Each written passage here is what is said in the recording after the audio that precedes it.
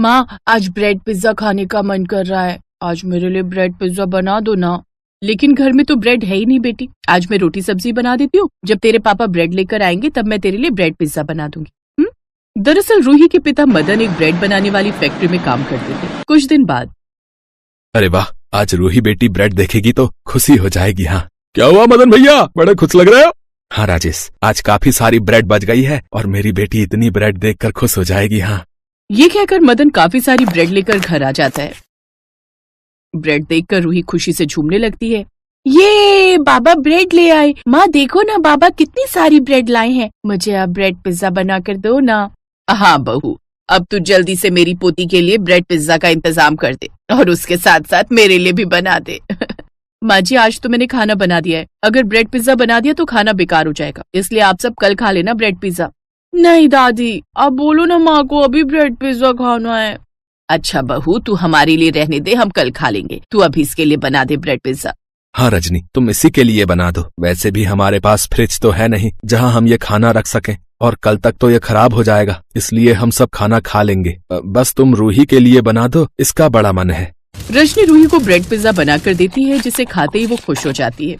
अगले दिन भी मदन काम पर जाता है। काम पर जाकर उस रोज भी वो फैक्ट्री में जाकर ओवर टाइम कर रहा होता है कि तभी अचानक फैक्ट्री में आग लग जाती है और मदन और उसके साथ 3 और लोग उस आग में झुलस जाते हैं। वहीं घर पर रजनी ब्रेड पिज्जा बना रही थी। मैंने ब्रेड पिज्जा बनाकर रख दिया है, अब बस जल्दी से वो आ जाए तो हम सब साथ में बैठकर ब्रेड पिज्जा खाएंगे। उन्हें इंतजार करते हुए काफी देर हो जाती है। तब रजनी कहती है, माँ जी, आप और रूही ब्रेड पिज्जा खा लीजिए, मैं बाद में उनके साथ खा लूंगी। सुबह ही वो कहकर गए थे कि आने में काफी देर हो जाएगी क्योंकि आज वो ओवर टाइम लगाएंगे। अच्छा ठीक है बहू, ला दे दे, हम दोनों दादी पोती खा लेते हैं। रजनी अपनी सास और बेटी को ब्रेड पिज्जा खाने को दे देती है, जिन्हें खाने के कुछ देर बाद वो सो जाती हैं। उधर रजनी रात भर मदन के इंतजार में बैठी रहती है। बैठे बैठे कब उसकी आंख लग गई उसे पता ही नहीं चलता। फिर तड़के सुबह जब उसकी आंख खुलती है तो वो बहुत ज्यादा परेशान हो जाती है और मदन को ढूंढने जैसे ही घर से बाहर निकलती है तो देखती है कि फैक्ट्री के कुछ लोग मदन की लाश लेकर उनके आंगन में रख देते हैं। मदन की लाश देखकर तो उसके पैरों तले जमीन ही खिसक जाती है। वो जोर जोर से रोने लगती है। नहीं नहीं, ये क्या हो गया मेरे पति को? कल तक तो ये सही सलामत थे, अचानक ये क्या हो गया? बहन, हम तो कल रात फैक्ट्री से टाइम से चले गए थे, लेकिन मदन के साथ 3 लोग फैक्ट्री में ओवर टाइम लगा रहे थे और रात में शॉर्ट सर्किट होने की वजह से फैक्ट्री में आग लग गई, जिसमें मदन और उन तीनों के साथ कुछ लोग आग में झुलस गए।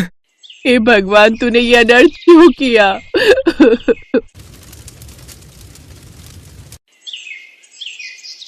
मदन के जाने के बाद उसका पूरा परिवार शोक में डूब गया। रजनी की सास सरला बड़ी हिम्मत वाली थी। वो अपनी बहू को हिम्मत देते हुए कहती है, अब बस भी कर बहू, आखिर कब तक तू यूं आंसू बहाती रहेगी? अब वो हमें छोड़कर जा चुका है। अगर तू भी सारा दिन ऐसे ही भूखी प्यासी रहेगी तो कहीं ऐसा ना हो कि मासूम रूही के सर से माँ का साया भी छिन जाए। बहू, अब उसके लिए माता पिता दोनों तू ही है। तुझे ही कुछ काम करके उसका पालन पोषण करना होगा। लेकिन मैं आखिर क्या करूं माँ जी? तू जानती है तेरे अंदर ब्रेड पिज्जा बनाने की कितनी अच्छी कला छिपी हुई है, और वो भी बिना उस ओवन मशीन के, जो कि पूरे गांव में किसी के पास नहीं है। तू चाहे तो ये ब्रेड पिज्जा बेचकर इस घर का गुजारा चला सकती है। ये मत सोच तेरा पति नहीं रहा तो तू कुछ कर नहीं पाएगी। तेरी सास तेरे साथ है। अपनी सास की बातें उसे ठीक लगती हैं और पड़ोस की काकी के पास रखा पुराना ठेला ले आती है। फिर घर में रखी ब्रेड से वो ब्रेड पिज्जा बनाकर तैयार कर लेती है और बाजार में जाकर बेचने लगती है। आइए आइए, 40 रुपए में ब्रेड पिज्जा खाइए, आइए आइए। तभी उसके पास एक ग्राहक आता है। अरे वाह, केवल 40 रुपए में ब्रेड पिज्जा? बहन, मुझे भी देना तो। तुम नहीं जानती मुझे ब्रेड पिज्जा कितना पसंद है, और इसे खाने के लिए मुझे शहर से बाहर जाना पड़ता है। लेकिन अब अपने ही गाँव में ब्रेड पिज्जा आ गया है तो अब मैं इतनी दूर शहर क्यों जाऊँ? भाई साहब, आपकी बातों से लगता है कि आपको ये ब्रेड पिज्जा बड़ा ही पसंद है। मैं आपको निराश नहीं होने दूंगी। आप ये मेरे हाथ का बना ब्रेड पिज्जा खाइए, आप शहर के ब्रेड पिज्जा का स्वाद भूल जाएंगे। ये कहकर वो ब्रेड पिज्जा बनाकर उसे देती है, जिसे खाते ही वो खुश हो जाता है। अब उसके ब्रेड पिज्जा की चर्चा वो गांव भर में करता है, जिससे उसके पास और भी लोगों की भीड़ आने लगती है। गांव में ब्रेड पिज्जा जैसी चीज पाकर सब लोग बड़े ही खुश थे। रजनी की अब अच्छी कमाई होने लगती है और वो अच्छे पैसे कमाने लगती है। माँ जी, आपने सही कहा था, हमें खुद पर विश्वास होना चाहिए। ये लीजिए मेरी मेहनत की कमाई, इसे तू अपने पास रख बहू, ये तेरी मेहनत है। अब सुबह से शाम तक वो ठेले पर ब्रेड पिज्जा बनाकर बेचने लगी। एक रोज उसके ठेले पर कुछ टूरिस्ट लोग आते हैं और उसके हाथ का बना ब्रेड पिज्जा खाते हैं। वाह, ये तो कितना कमाल का बना है। आज तक हमने इतना टेस्टी ब्रेड पिज्जा नहीं खाया। शुक्रिया भाई साहब। रजनी के ब्रेड पिज्जा अब इतने फेमस हो जाते हैं कि लोग लंबी लंबी लाइन लगाकर उसके पास ब्रेड पिज्जा खाने आते थे। अब वो अपने घर की आर्थिक स्थिति काफी हद तक सुधार लेती है और अब अपना बड़ा घर ले लेती है जिसमें हर सुख सुविधा होती है। साथ ही गांव में ही खुद की दुकान खोलकर उसमें ब्रेड पिज्जा बनाकर बेचने लगती है।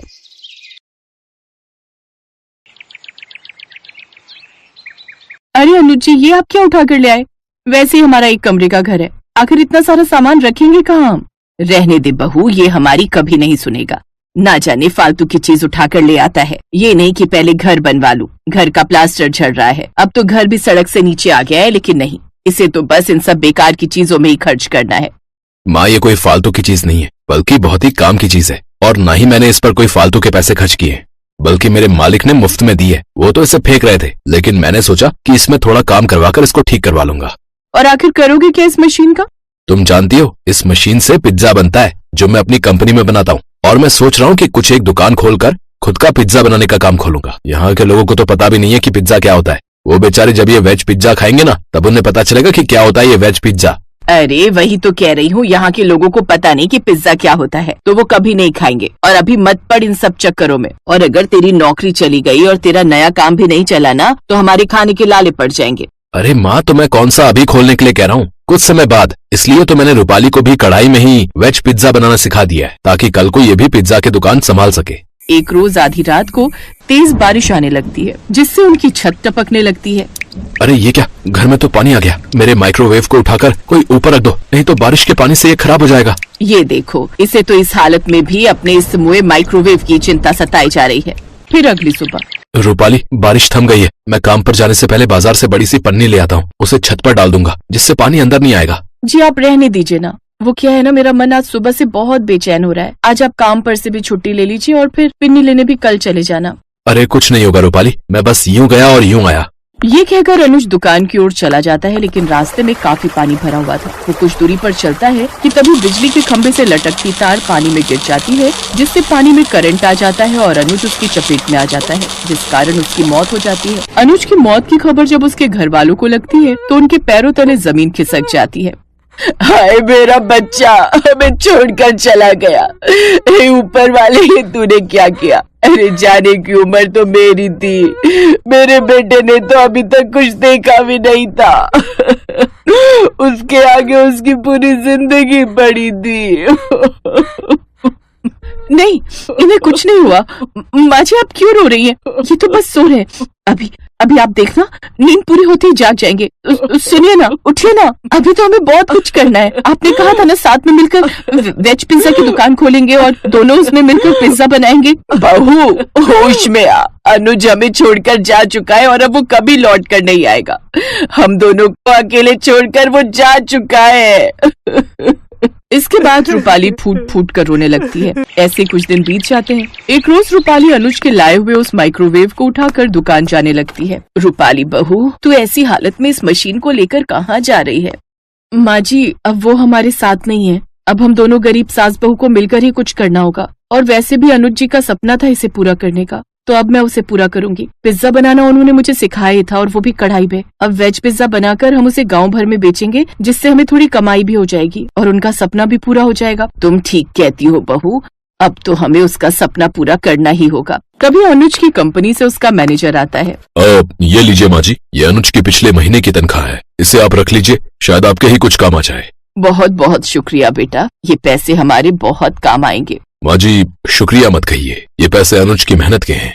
ये कहकर मैनेजर वहाँ से चला जाता है। फिर दोनों सास बहू माइक्रोवेव ठीक करवाने के लिए दुकान पर जाती हैं, लेकिन उन्हें पता चलता है कि वो तो पूरी तरह खराब है और ठीक नहीं हो पाएगा। ये सुनकर दोनों सास बहू परेशान हो जाती हैं, लेकिन रूपाली अपने पति के सपने को टूटते हुए नहीं देख सकती थी, इसलिए वो कढ़ाई पिज्जा बनाकर ही बेचने की सोचती है। इसके बाद दोनों सास बहू दुकान से पिज्जा बनाने का सामान लाती हैं। फिर दोनों सास बहू घर आकर कढ़ाई में वेज पिज्जा बनाकर तैयार कर लेती हैं और गाँव भर में बेचने चल पड़ती हैं। उनकी आवाज सुनकर एक औरत, क्या कहा? पिज्जा? ये पिज्जा क्या होता है? अरे बहुत ही मजेदार होता है ये पिज्जा। बबलू के पापा ने खिलाया था जब एक बार हम किसी काम से शहर गए थे। हाँ, लेकिन अब आप सबको पिज्जा खाने के लिए शहर जाने की जरूरत नहीं है। अब अपने गांव में ही आपको सस्ता और ताजी सब्जियों से भरपूर पिज्जा खाने को मिल जाएगा। वाह, फिर तो मजा ही आ जाएगा। वैसे रेट क्या है इसका? जी सिर्फ 50 रुपए।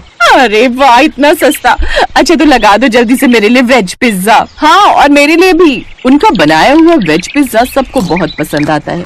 अच्छा, आज वैसे भी मेरे घर पर कुछ मेहमान आने वाले हैं, तो मुझे 10 वेज पिज्जा पैक करके दे दो और मेरे लिए भी 4 बना दो। आज मैं खाना नहीं बनाऊंगी, हम सब भी यही खाएंगे। फिर सुमित्रा और रूपाली जल्दी से अपने घर जाती हैं और कढ़ाई में अलग अलग तरह की सब्जियों का पिज्जा बनाकर तैयार कर लेती हैं। कुछ देर बाद ग्राहक उनके घर पर आते हैं और उनको पैसे देकर अपने अपने पिज्जा लेकर चले जाते हैं। फिर अगले दिन रमा एक लड़के के साथ उनके घर आती है। रूपाली, ये मेरा भाई रोहन है, मुंबई में रहता है और बहुत बड़ा यूट्यूबर है। इसने कल जब तुम्हारे हाथों का बना हुआ कढ़ाई वेज पिज्जा खाया तो इसको बहुत पसंद आया। हाँ, मुझे तो यकीन ही नहीं हो रहा कि कोई गांव में रहने वाली औरत इतना अच्छा पिज्जा बना सकती है, और वो भी कढ़ाई में, और वो भी किसी दुकान में नहीं बल्कि घर से ही। मैं आपकी वीडियो बनाकर अपने चैनल पर डालना चाहता हूँ, अगर आप लोगों को कोई एतराज ना हो तो।